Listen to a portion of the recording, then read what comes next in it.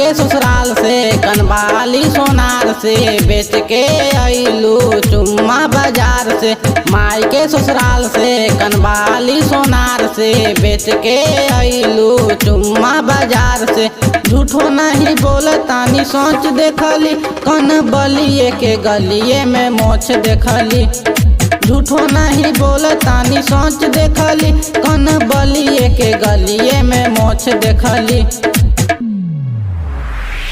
झूठो नहीं बोलतानी सोच देखली कन बलिए के गलिए में मोछ देखली। झूठो नहीं बोलतानी सोच देखली कन बलिए के गलिए में मोछ देखली।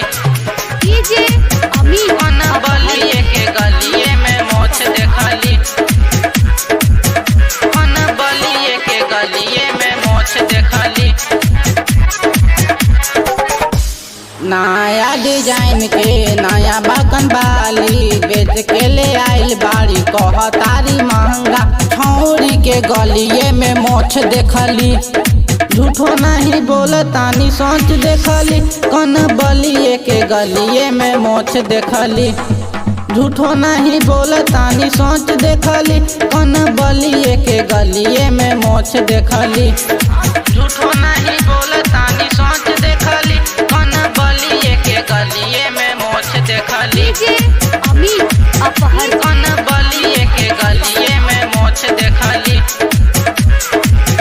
कन बलिए के गलिए में मोछ देखली। राजा बोले रो इनका देले बाड़े कीन के ई न लगैले बाड़े 4 आना गिन के। हमू न पहले लाल कोट देखली ई छौरी के गलिए में मोछ देखली। झूठो नहीं बोलतानी सोच देखली कन बलिए के गलिए में मोछ देखली। झूठो नहीं बोलतानी सोच देखली कन बलिए के गलिए में मोछ देखली। माई के ससुराल से कनवाली सोनार से बेच के अइलू चुम्मा बाजार से।